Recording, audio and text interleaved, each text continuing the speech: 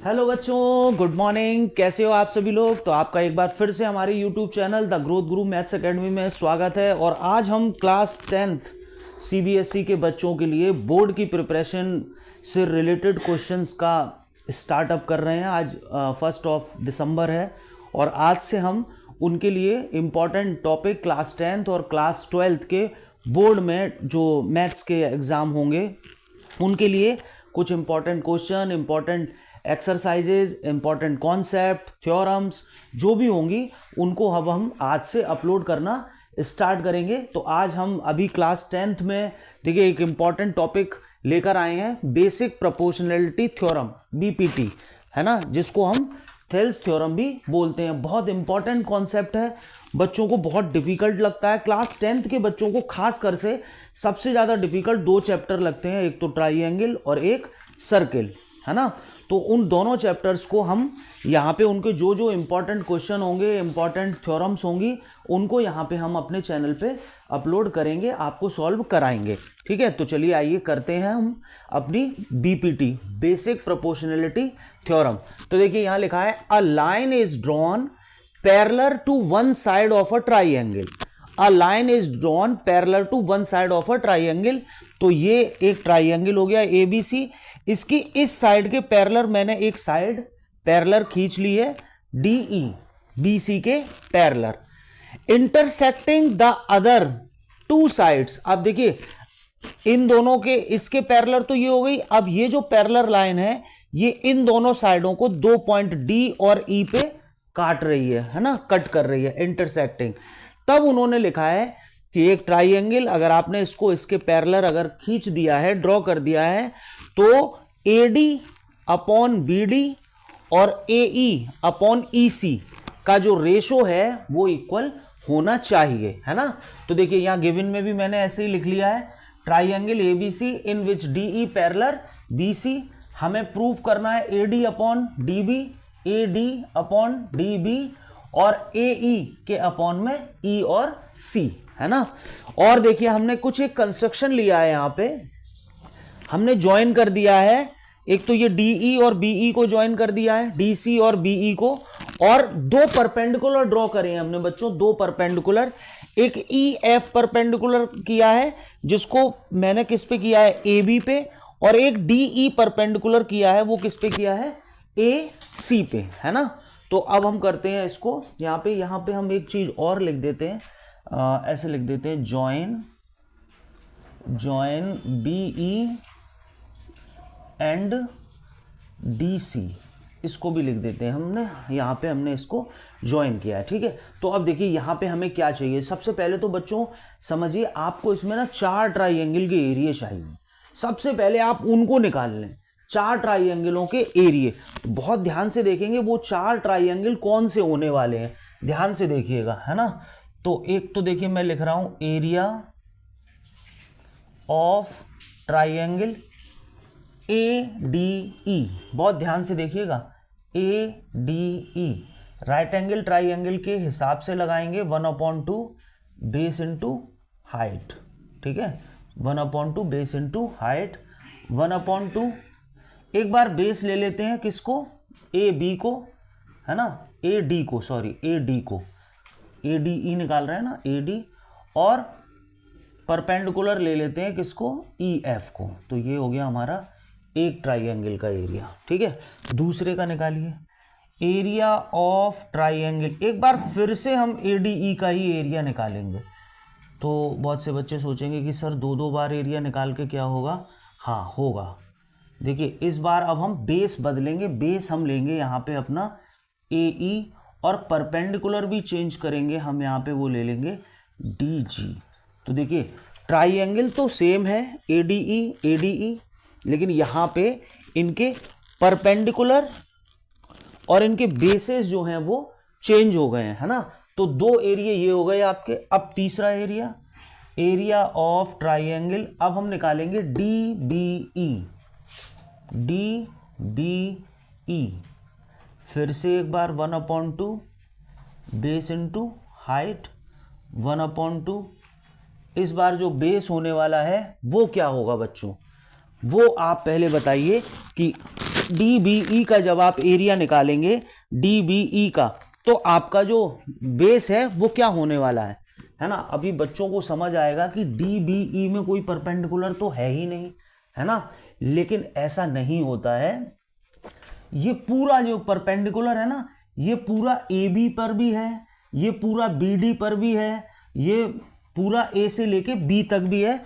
तो यहाँ पे हम जो ये जो जो बेस लिखेंगे, वो बेस हम यहाँ पे लिखेंगे BD। बेस तो हमारा BD ही रहने वाला है, BD। और परपेंडिकुलर जो है हमारा वो EF यहाँ से हो जाएगा इस तरह से, ठीक है। ये हमारा क्या होने वाला है, BD रहेगा बेस, और परपेंडिकुलर हो जाएगा हमारा EF। चलिए फिर एक और ट्राइंगल लेते हैं। इस बार ट्राइंगल होगा DCE। DCE फिर से एक बार 1/2 बेस इंटू हाइट, 1/2 बेस होगा हमारा इस बार CE, और हाइट जो होगी वो होगी D और G। तो इस तरह से पहले बेसिक प्रोपोर्शनल थ्योरम करने के लिए आप पहले 4 ट्राइंगलों के एरिया निकाल लीजिए। वैसे हम कह सकते हैं कि 3 ट्राइंगल्स के एरिया निकालने हैं, क्योंकि इसमें ADE तो डबल हो गया है ना। एक बार DBE और एक बार DCE, यानी ADE 2 बार, 1/2 base into height, 1/2 base into height. फिर एक बार DBE 1/2 बेस और हाइट यही रहेगी। फिर एक बार DCE 1/2 बेस और हाइट यही रहने वाली है, ठीक है बच्चों। तो यहां तक आपको समझ आ गया। अब देखिए ये जो EF वाले हैं ना, ये दोनों बहुत ध्यान से देखिएगा। इन दोनों में एक दूसरे का आप डिवाइड कर दीजिए, यानी ऐसे लिख दीजिए area of triangle ADE upon area of triangle, area of triangle DB और E। तो देखिए यहाँ पे ध्यान से क्या होने वाला है। देखिए यहाँ पे होगा 1/2, ये होगा AD इंटू में EF अपॉन 1/2, और यहाँ पे होने वाला है BD इंटू में EF, ठीक है। तो यहाँ से हमारा AD अपॉन BD निकल के आने वाला है, ये कैंसिल होगा, 1/2 भी कैंसिल होगा, ठीक है। ऐसे ही बच्चों इन दोनों का डिवाइड कर दीजिए, इन दोनों का, ठीक है। तो चलिए करते हैं, फिर से लिखते हैं एरिया ऑफ ट्राइंगल, फिर से एक बार ADE upon area of triangle, अब आ जाएगा DCE, DC और E। चलिए इसमें लगाते हैं 1/2 बेस, देखिए बेस है यहाँ पे AE है ना, AE, और हाइट है DG अपॉन में फिर से 1/2 बेस है इस बार CE, और हाइट सेम है D और G। तो देखिए DG से DG कैंसिल, 1/2 से 1/2 कैंसिल, यहाँ हमें मिला AE अपॉन C और E, इस तरह से, ठीक है। तो ये चीज़ें हमें मिल गई। अब देखिए कुछ एक क्लास 9th का एक छोटा सा रिकॉल हमें करना पड़ेगा। क्लास 9th के ट्राइंगल में हमने पढ़ा था if the two triangle are on the same base and between the same parallel they have equal in area, है ना। तो देखिए 2 ट्राइंगल यहाँ पे देखिएगा ध्यान से, ट्राइंगल्स DBC एंड, इसको ट्राइंगल ही रहने दीजिए,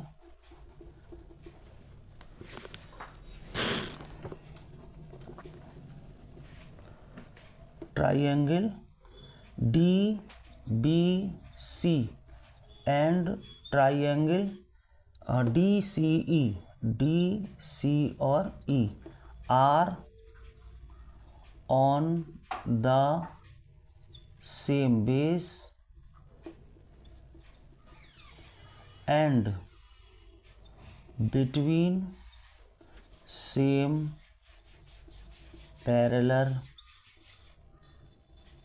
लाइन्स। सो यहाँ पे हम लिख सकते हैं area of triangle DBC is equals to area of triangle DCE और DC और E, कुछ इस तरह से, है ना। यहाँ पे हमने इन दोनों ट्राइंगल्स के एरिया जो हैं वो क्या लिख दिए बच्चों, बराबर यहाँ पे हम इनको लिख सकते हैं, है ना। तो जब ये बराबर लिख सकते हैं तो फिर हम इनको क्या कर सकते हैं, अगर हम इनका रेसिप्रोकल ले लें तो क्या आएगा। देखिए इन दोनों को हमने बराबर लिख लिया, तो इनका अगर रेसिप्रोकल हम करें, इनको रेसिप्रोकल करिए ऐसे करके। देखिए 1 upon area of triangle DBC is equals to 1 upon area of triangle DC और E, है ना। ये देखिए अब DBC आपके पास कहाँ था, ये देखिए ये था, है ना। और DCE आपके पास कहाँ था, आपके पास ये लिखा हुआ है यहाँ पे, ठीक है। इन दोनों के एरिया आप यहाँ पे लगा दीजिए, ठीक है। ये देखिए DBC आ गया, ये DCE आ गया। अब इन दोनों में मैं ऊपर एरिया ऑफ ADE अपने आप लिख देता हूँ, area of triangle ADE upon area of triangle DBC, है ना, equals to area of triangle ADE और अपॉन में area of triangle DCE, area of triangle DC और E। और देखिए ये रेशो हम यहाँ पे निकाल चुके हैं अपने, देखिए ADE DBE और DBE हमने निकाला है, DBE तो हमने DBC लिया है यहाँ पे, एरिया ऑफ ट्राइंगल DBC नहीं, यहाँ पे एक DBE आएगा, एरिया ऑफ ट्राइंगल DBE और DCE, तो यहाँ पे DBE करना पड़ेगा, DBE। तो देखिए ये अब यहाँ पे मैच हो रहे हैं। देखिए ADB अपॉन DBE का रेशो हम निकाल चुके हैं पहले से ही, है ना, हमारे पास है। तो हम उसको क्या लिख सकते हैं, AD अपॉन DD, और इसका भी रेशो हमारे पास है, इसका रेशो है हमारे पास AE अपॉन C और E। तो यहाँ से देखिए हमारी ये प्रोपोर्शनैलिटी थ्योरम जो है वो प्रूफ हो चुकी है, ठीक है। इस पूरी थ्योरम को मैं एक बार फिर से आपको एक्सप्लेन कर देता हूँ और बहुत अच्छे से समझिएगा कि इसमें हमने क्या किया है। तो चलिए एक बार फिर से एक्सप्लेन करते हैं। देखिए यहाँ लिखा है a line is drawn parallel to one side of a triangle. तो हमने एक लाइन पैरेलल खींच ली BC के, ठीक है। इस लाइन ने AB और AC को D और E पे इंटरसेक्ट कर दिया है, ठीक है। और अब इन्होंने बोला है कि अगर ऐसा हो जाए तो इनके जो रेशोज़ हैं, यानी AD अपॉन BD या AE अपॉन CE, ये बराबर होने चाहिए। तो देखिए ये यहाँ पे बराबर हमें 2 प्रूव करना है। एक हमने यहाँ पे गिवन लिख लिया और एक कंस्ट्रक्शन भी किया है हमने कि EF परपेंडिकुलर डाल लिया है हमने एक AB पे, और DG हमने एक परपेंडिकुलर डाल लिया है किस पे, AC पे, ठीक है। और ज्वाइन कर दिया है D से C को और B से E को। उसके बाद आपको 4 ट्राइंगलों के एरिया निकालने हैं। हम कह सकते हैं कि हमें 3 के निकालने हैं, ठीक है। तो देखिए ADE 2 बार, ADE और ADE का एरिया 2 बार, ध्यान से देखिए।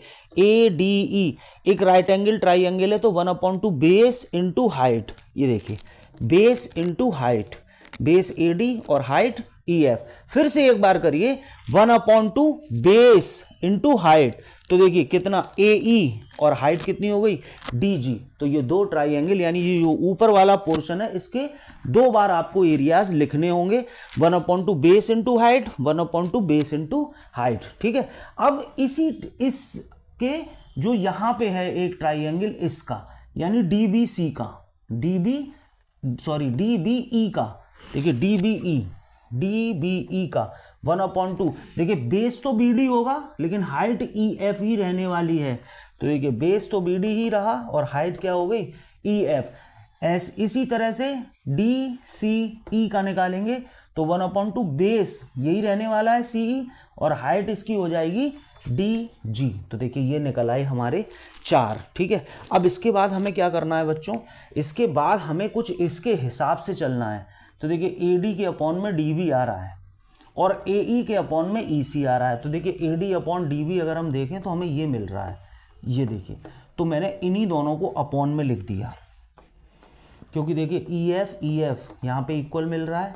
तो A D upon B D, यानी कि पहले को आप फर्स्ट इक्वेशन में थर्ड का डिवाइड कर दीजिए। तो ये देखिए ये निकल आया।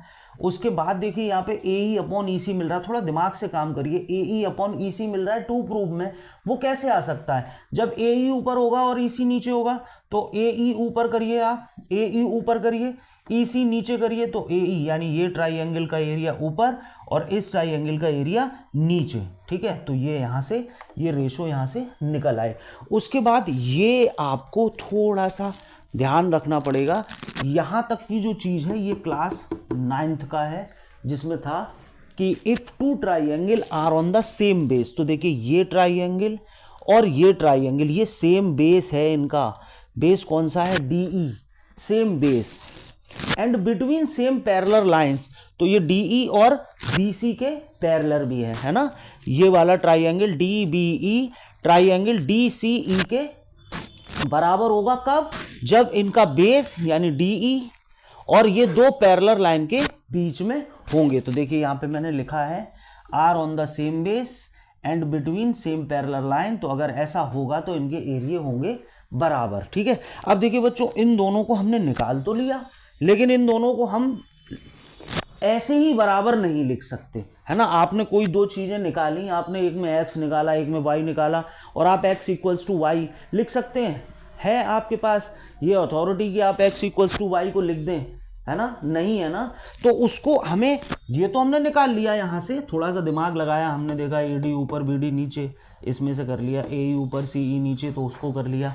फिर हमको इनको बराबर लिखने के लिए ये लॉजिक यूज करना पड़ेगा। तो कैसे, ये दोनों हो गए are on the same base between the same parallel, इनके एरिया बराबर होंगे, इनको रेसिप्रोकल कर लीजिए, पलट लीजिए ऐसे, और दोनों ट्राइंगलों में यानी कि इधर भी एरिया ऑफ ए डी ई का मल्टीप्लाई कर दीजिए, इधर भी एरिया ऑफ ए डी ई का मल्टीप्लाई कर दीजिए। तो देखिए बिल्कुल एग्जैक्ट चीज़ यहाँ से आ गई।